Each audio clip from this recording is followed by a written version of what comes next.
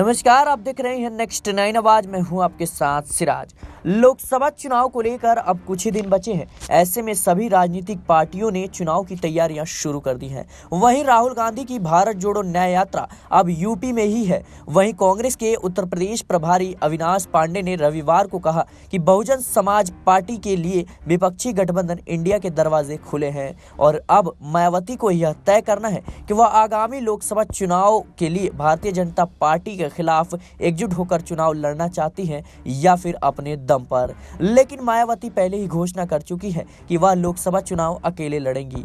बताते चलें कि राजनीतिक रूप से महत्वपूर्ण माने जाने वाले राज्य उत्तर प्रदेश में भारत जोड़ो न्याय यात्रा के दौरान पांडे ने मीडिया से बातचीत के दौरान कहा कि कांग्रेस पूरे दिल से समाजवादी पार्टी का समर्थन कर रही है। उन्होंने विश्वास जताया कि लोकसभा चुनाव के लिए राज्य में सीट बंटवारे पर जल्द ही गतिरोध को दूर कर समझौते को अंतिम रूप दिया जाएगा। उन्होंने यह भी कहा कि कांग्रेस सपा गठबंधन उत्तर प्रदेश में उन छोटे दलों के साथ भी बातचीत कर रहा है जो लोकसभा चुनाव में भाजपा से मुकाबला करने के लिए विपक्षी गठबंधन इंडिया में शामिल होंगे। उन्होंने जोर देकर कहा कि इस महीने के अंत तक सभी मुद्दों को सुलझा लिया जाएगा।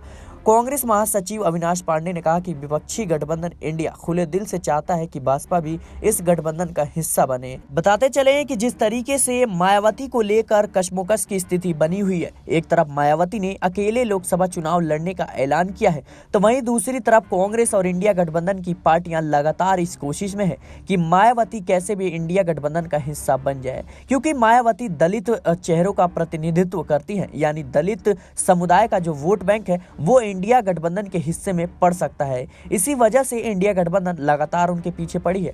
माना यह भी जा रहा है कि अगर इंडिया गठबंधन में मायावती शामिल होती है तो पीएम तक बनने का उनके पास ऑफर है। अब देखना होगा कि आने वाले समय में मायावती क्या अब इंडिया गठबंधन में शामिल होती है या फिर नहीं। लेकिन इन सब के बीच मायावती ने भी साफ तौर पर यह ऐलान किया है कि वह अकेले ही आगामी लोकसभा चुनाव लड़ेंगी। अब देखना होगा कि आने वाले भविष्य में क्या होता है। फिलहाल के लिए इस खबर में इतना ही। देश और दुनिया की तमाम खबरों के लिए बने रहे नेक्स्ट 9 आवाज के साथ।